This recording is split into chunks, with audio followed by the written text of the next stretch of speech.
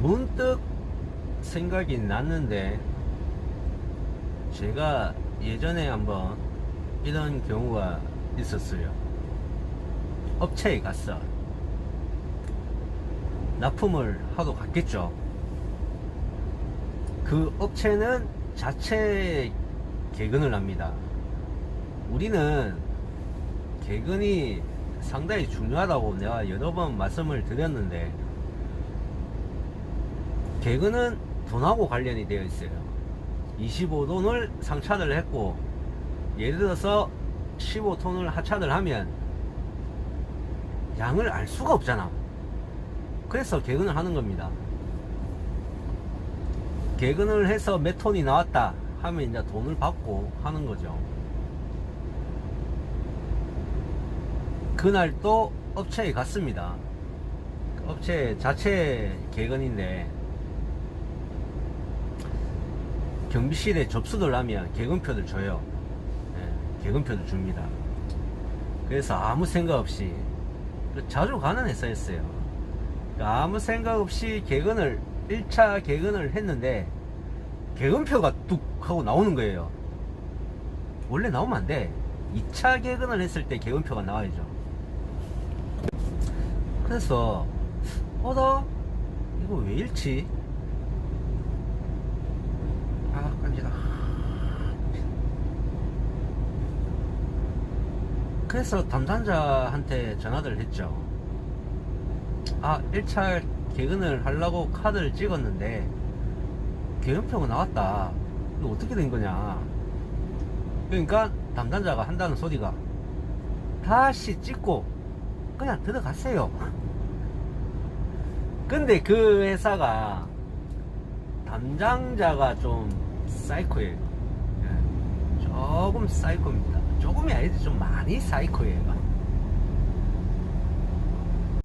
자, 뭐 그래서 어떻게 들어갔죠. 담당자가 들어가라니까. 알고 보니까 어떻게 된 거냐면, 그 제 앞에 탱크로리 차가 한 대가 미리 들어왔어요. 근데 경비실에서 카드를 잘못 준 거죠. 그 탱크로리 하시는 분은 카드 확인을 안 하고, 그냥 쉽게 말해서 제가 찍을 카드를 가지고 들어간 거예요.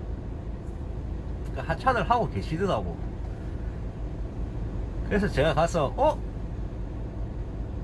그 카드 바뀐 거 아니냐 확인해봐라 했더만은 카드가 잘못된 거예요. 그때 또 때마침 한 200 정도, 때마침 또 하차를 시작했을 때, 그래서 한 200 정도 감량이 난 걸로 하고 이제 넘어갔죠. 뭐 저도 그렇게 알고, 뭐 그런갑다, 제 일이 아니니까 뭐 그런갑다 하고 넘어갔습니다. 자, 근데 한 달 뒤에 회사에서 전화가 옵니다. A라는 회사에 가서 한 달 전에 개근을 2번 했냐 이렇게 물어보더라고요. 그래서 이게 무슨 말이지? 내가 개근을 2번 했다고? 가만히 생각해 보니까 그때 이 일인 거다. 그래서 이제 설명을 해줬죠. 이래 돼서 이래 했고, 담당자한테 전화를 하니까 다시 들어가라 하더라, 이렇게 회사에 말을 했습니다. 그랬더니 회사에서 한다는 소리가, 증거 있냐? 그 말 딱 듣는 순간 멘붕이 오더라고요. 왜? 그 담당자는 그런 소리를 한 적이 없대요. 예. 그래서 나는 내가 일방적으로 개근을 2번 했고, 제가 그 회사에 한 15톤을 하차를 해야 됩니다. 근데 첫 번째가 6톤인가 나왔어요. 그러면 거의 9톤이 날라간 거죠. 나는 15톤을 하차를 했으니까. 근데 그 담당자는 첫 번째 개근한 거는 인정을 해주되, 2번째 개근한 거는 인정을 못한다. 말이 돼 이게? 증거가 어딨어, 증거가. 한 달 전에 이들 개운표도 없는데 말이 돼요 이게? 어딜 가나 그런 회사 꼭 있습니다. 갑질하는 회사. 사람이 문제야, 사람이. 자, 원래 어디 가나 마찬가지죠. 대기업은 하청을 둡니다. 왜? 문제 생기면 빠져나가야 될 거 아니야. 우리 회사도 마찬가지예요. 왜 회사에서 자체적으로 땡크로디들 모집을 안 하고, 왜 땡크로디 회사들, 저희 회사는, 그러니까 제가 일하는 회사는 땡크로디를 거래하는 땡크로디 회사가 세 군데가 있습니다. 그죠? 왜 그렇게 하겠습니까? 그냥 하청을 주는 거예요.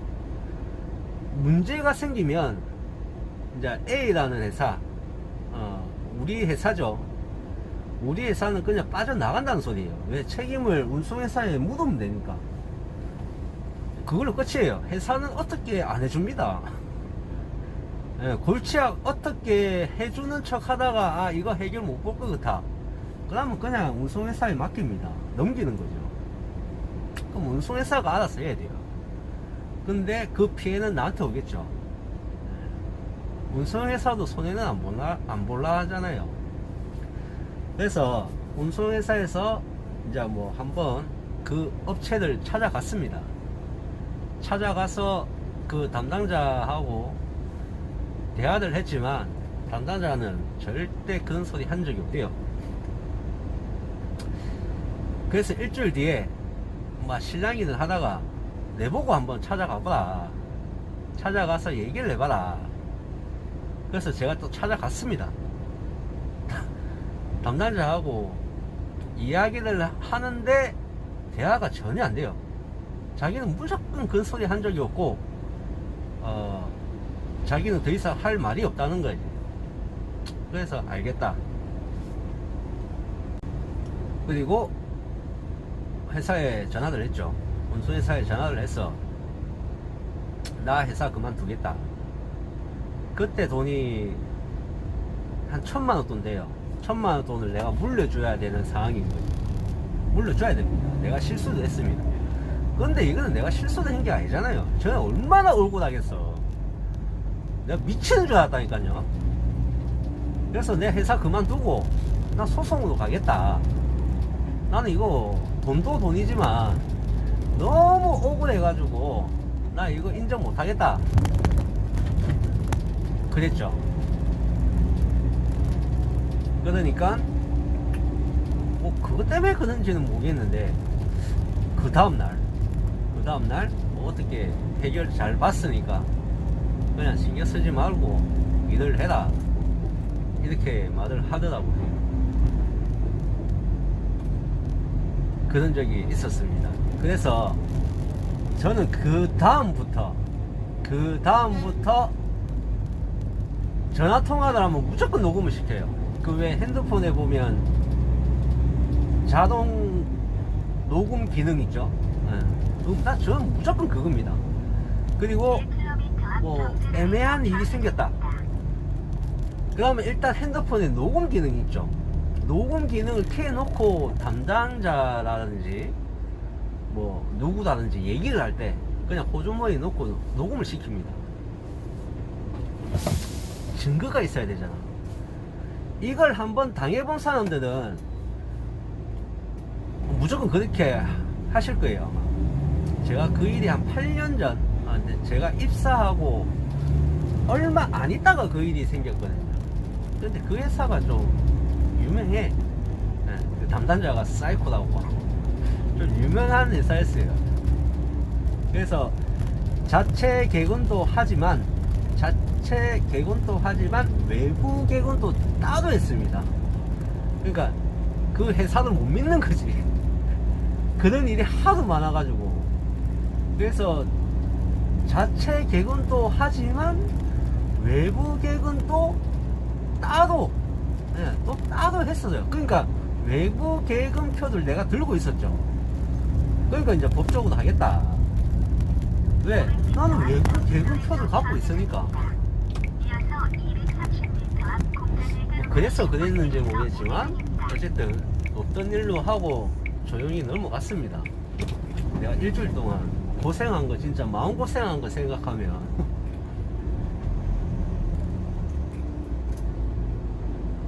제가 그때 마음고생했던 거 생각하면 아직도 미쳐버릴 것 같아요. 그렇게 억울할 수가 없어. 자, 여러분들도 무조건 증거는 있어야 됩니다. 혹시라도 무슨 일을 하시다가 좀 애매하다, 좀 애매한 상황이다, 무조건 녹음을 하세요. 녹음을 하세요. 그게 정답입니다.